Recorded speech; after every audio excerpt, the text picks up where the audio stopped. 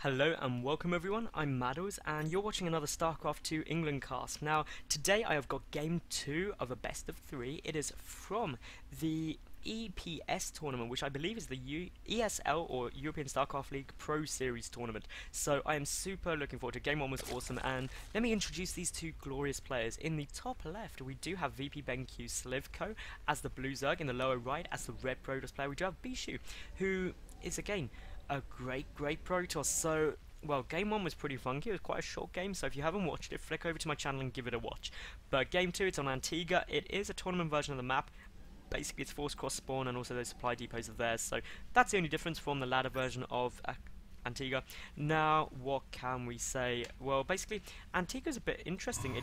We'll see Bischu going for that fast expansion, which you don't always see on Antigua actually, because this is such a huge area to wall off, and there's two variations of going for the fast expansion as a Protoss on this map. You can put the pylon here and basically try and wall off all of that area, or you can build the pylon here and use the Nexus as part of the wall off, but that requires then 2 cannons to cover everything, and it is a bit more vulnerable.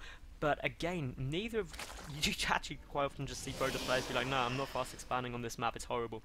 But sLivko, he should be in a good spot because he can take his natural. His third base is really easy to take as well, because ultimately it's not too much harder defending this area than it is defending this area. And as a result, Bischu does have to basically think about what he's going to do.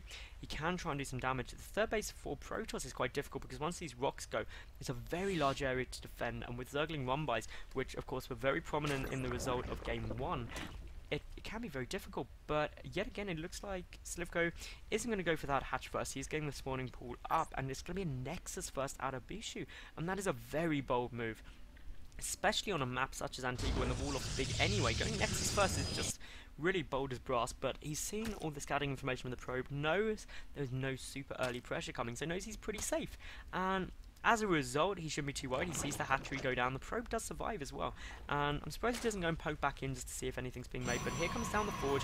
Will get scouted by the Overlord. Now I'm interested to see what sLivko's reaction is going to be, because obviously he now needs to either, well, his reaction will be getting third base between 4 to 5 minutes, because that's the standard thing to do. You could go for some kind of 2-base pressure, but you tend not to see many high-level Zerg players going for that, just because it's quite easy for Protoss to defend it if they know what they're doing and scout it. But this probe is just getting so much information. We'll see, most importantly, wants to know what's in these 3 eggs. If it is, of course, Zerglings, then he needs to worry about throwing down and completing that wall off. But considering the fact that he's just seen drones, he should be pretty safe. He knows, well, there's only drones coming out, nothing too much to worry about. 2 Zerglings on their own cannot punch through past that cannon. They'll die before they get past. Now, the first gas only just coming down now for Bischu. Looking up here for sLivko, he does have, well, no gas at all. He's starting his third base. That was, again, slightly earlier, about 4 minutes 15, bang on target of where you want to be getting it, as early as you really can afford to get it. And that is just brilliant. I mean, sLivko's in a great position going into the mid-game right now. The second gas on his way out for Bischu as well. Now, let me just say, guys, if you like my cast, please subscribe, like the video, and leave a cool comment below. That'd be brilliant. Follow me on Twitter as well, which is of course down here, to find out all the latest and any things I do. I mean, I did a Twitter giveaway a couple of weeks ago for a Mad Catz headset, which is really awesome, and you don't want to miss stuff like that. So give my Twitter a follow for various shenanigans going on.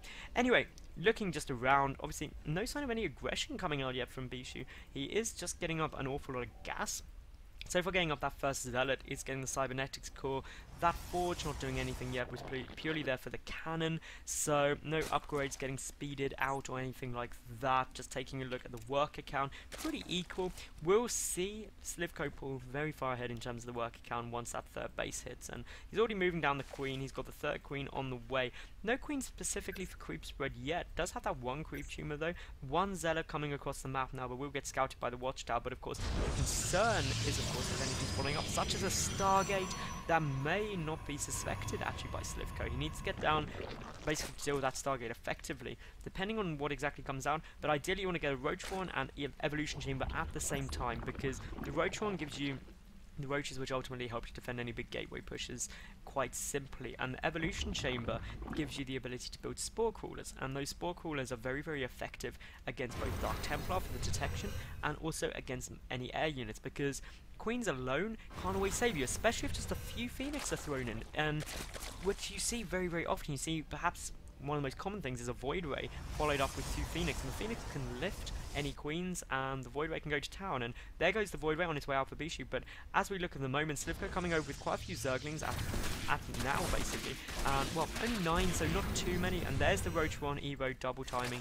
I was saying about getting them both at the same time. I love it when these pro players do exactly what I say they should, because ultimately it makes me look clever, and obviously they're far better players than I am. If I was playing this game, I probably would have already lost. But it's all fine, because we do now have Bischu following this up with 3 gates, so 4 gates in total plus the Star Gate. We do have the 3rd and 4th gas on the way, and of course Warp Gate tech is 3/4 done. Now, will this get scouted? If the Watchtower is held, then yes it will. Obviously that single stalk is going to be very annoying, it will be very difficult to deal with, but the Pylon coming down, this is a brilliant play, because the Void Ray of course will give vision of the high ground, allowing that Pylon to warp in units into the main base of sLivko, and for the moment Bischu is in a good spot, but it has now been spotted, and well, there goes down the support cooler instantly. Talk about that for a great reaction.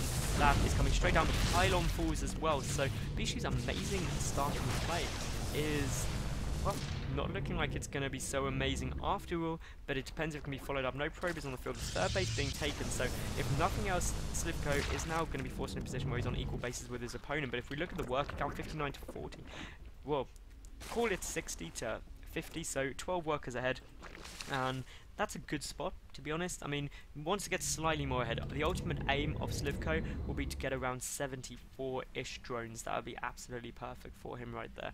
Now, for the moment, we do have quite a, well, 2 Void Rays out. No more Void Rays following this up, but 2 Void Rays can do a pretty nice job, but obviously with so many Zerglings, I feel that Stalk will go down. But as you may have noticed, neither Roaches or Zerglings can attack flying units. We do have this full wall off in position. That means if the rocks go down, the Bischu will not just flat out lose his 3rd, but he could still lose it if all of these Zerglings decide to go and attack it, because there's only a handful of sentries and 1 Zealot on the field. Those 2 Void Rays on their way back, and well, this is looking very, very nice. Hydra's coming out as well. I think that's a lovely choice. You don't see Hydras too often in ZvP, but I think they're a good unit as long as you don't overcommit, especially when you've seen this air. Basically, that means the Colossus probably aren't on the field yet, and that's the only reason you don't see Hydras, because Colossus do so much damage, and Hydras really are glass cannons, that early damage and splash damage specifically can deal huge, will basically decimate the Hydra army very, very quickly. So against gateway units, and especially air and things like Immortals, Hydras are super effective. So this Ling Hydra build with a couple of Roaches thrown in is going to be absolutely brilliant. The Spore Caller, of course, is there. The 2 Void Rays can focus it down, with the Queen there as well. It could be a bit of a problem. Those Void Rays do need to be careful not to take too much damage, but there is this little nice position here. The Queen should have an okay time, but look at this force coming over for sLivko, and in terms of the army supply, this is 85 to 36. That is so much in sLivko's favour right now. Needs to get a good engagement arc though, and yet again, just as we saw in game 1, that wall off wasn't completed, the sentry goes down, and now this will force Bischu to pull out all of his units from that 3rd, or basically lose an awful lot in his natural, and that is just so dangerous, because all it needs is for sLivko to get good attack arc.